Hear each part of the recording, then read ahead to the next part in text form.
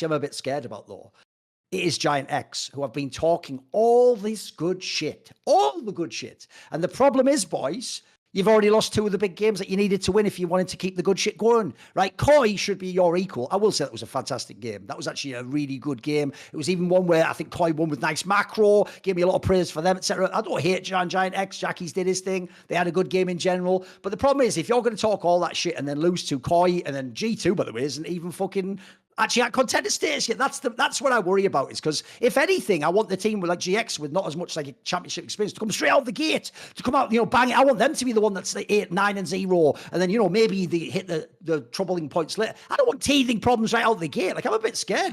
What are the good and bad of GiantX right now? Like, for example, should they be a contender, do you think? Have you seen enough? We were lucky because we recorded with Jackie's last night. The Sackdown episode is already out, and I basically challenged him because I thought Giants coming into this week, like, their prep work was so different in comparison to the previous one, where this time around it's like they played the Nidalee draft on Closer. I think that stunned the whole LEC audience. Like, Closer on Nidalee, what the hell is that, man? It's like, respect to Closer, I like him, but Nidalee requires you to be next level crazy to be able to perform, especially in Europe. So Closer on Nidalee. Nidalee's like trying to do a through the legs 360 dunk. Like, you better be fucking athletic in this analogy. Like, you better have crazy hands, bro. You better be like when Bitcoin was 1,000 diamond hands, homie. Like, releasing jungle game from Closer, but I don't know about that, Nidalee. I'm with you, mate. He's not Canyon. You ain't Canyon, bro.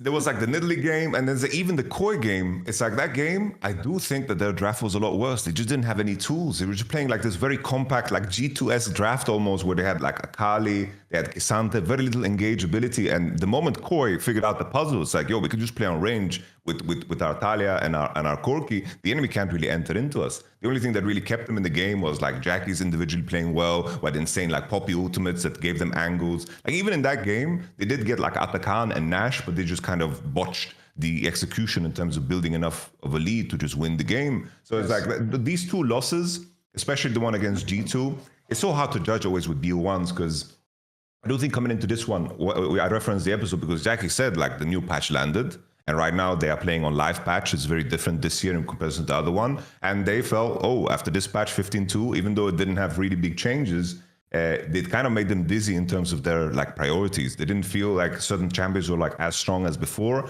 and they didn't come into the week with conviction. And that's such an important thing.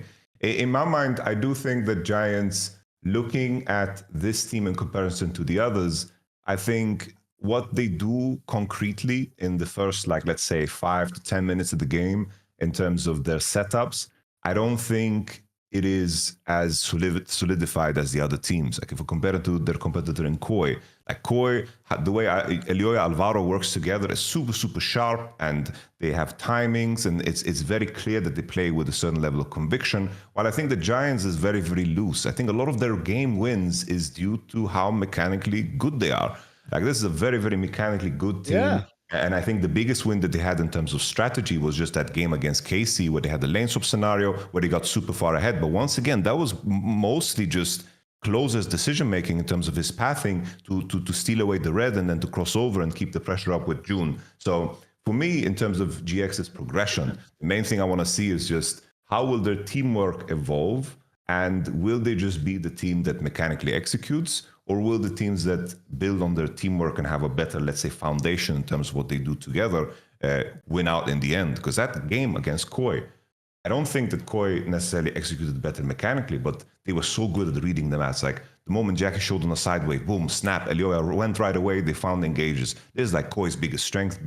I can clearly identify that. But with GX, talented players, what else is there? I need to see a little bit more in terms of their progression, but I give them a little bit of a pass. Because that game with Nidalee, it's like that game was over in 4 minutes. Like, Zyra double killed bot, then killed mid. It was just done. And then the draft against Koi, I think it was not the greatest, but they made it very, very competitive. So still, I have my concerns, but I'm not selling them completely just yet. You know, still what is this score? Listen, Closer, last year you were fucking homeless.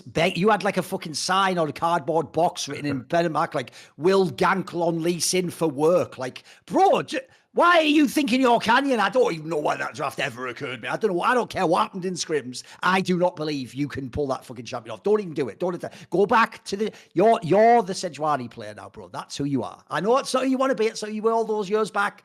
We're not all those years back. Things were different back then.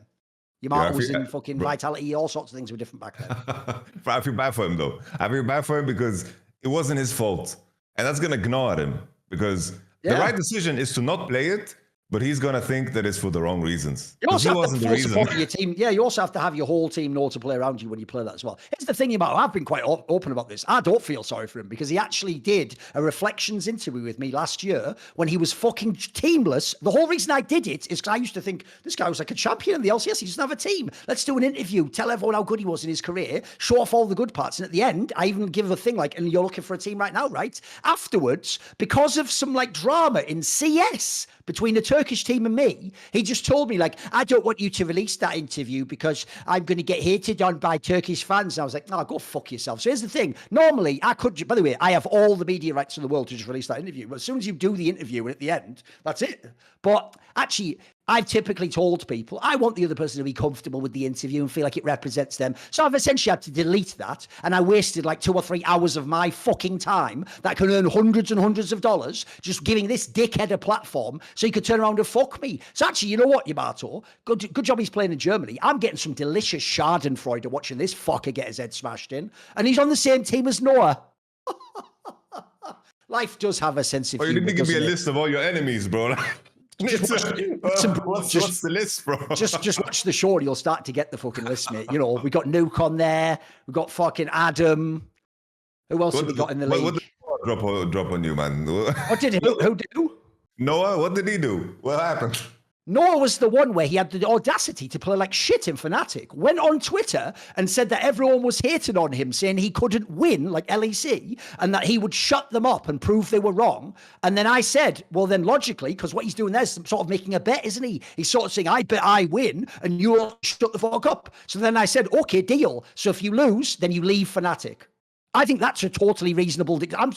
I'm giving him what's called skin in the game. It's like, if you want to play big boy games like that. By the way, I did this when I worked at Flashpoint Yamato in 2020, and our league had shit teams because I kept pressuring them behind the scenes, get better teams, or we can't compete with ESL. They wouldn't do it. So I did a tweet where I said publicly, Flashpoint will either be the greatest tournament circuit ever, or I will leave. And so 1 year later, they offered me another. I'll tell you right now, it was for $120,000. All I had to do was work 2 LANs and do a weekly meeting and some emails. I told them, shove it up your ass. And then I went back to that tweet and said, I'm a man of my word, and I quit the job because they weren't going to become the best tournament series ever. That's called skin in the game, Noah, bitch. All you're doing is talking greasy on Twitter, so which you've already learned you can't do. And here's the problem, Yamato. He didn't just take that and go, well, fair point. He just replied like, see, you are the people I want to shut up. And it's like, oh, go fuck yourself, kid. Who are you? Some little pipsqueak out of Korea who's not a shit. You're only, by the way, like the 89th best Korean AD carry I've ever watched play League of Legends. Shut the fuck up. You know, there's even a guy in our league called Ice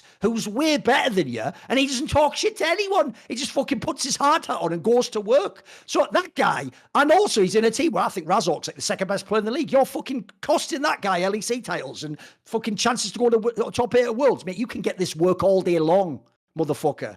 So yeah, mate, that's still the end, mate. Bro, it wasn't even that personal, Thorin, like, bro. You don't need to shut up, bitch. Listen, the one thing I'll never do. He left Fnatic. Yeah, not our choice though. Exactly, not our choice. Aye, that was just in the same way as Jazzy Jeff left the fucking Fresh Prince's house every time. He was thrown out. Fucking Uncle Phil or Jeffrey or whatever. Oh man! Exactly. Sadly, I forgot the name of the bank. I was going to say the bank's residence, but I forgot what their name was in that show. It's like, when you see like a Noah comment like that, it's like, do you see it from his perspective, or you're like, no, fuck that? Because like these pro players are young, you know, they say shit, you know. So he's saying publicly, you're not allowed to talk shit on me that I'm not capable of winning. Never won jack shit ever, by the way. And I'm going to shut you all up by winning. Proceeds to not win and then keep talking shit. You know what, mate? Shit talking is my sport. And I am fucking rookie of shit talking, bro. You are Noah even in shit talking. You can't win. So in that scenario, get the fuck out. You know, we have a saying in English, if you can't stand the heat, get the fuck out of the kitchen. So one, you couldn't handle it in Fnatic, get the fuck out Fnatic. You can't handle it on Twitter. Is it destroying your mental health? Uninstall Twitter, dickhead. Ha ha ha. Just turn your eyes away. It's just on a fucking script, dickhead. So anyway, you've made me go into a whole thing there, but it's all good. Let's establish the beef, because I'll be back later in the split to bang on this motherfucker when he gets rolled in this. By the way, I can't wait to see Noah in the Fearless draft.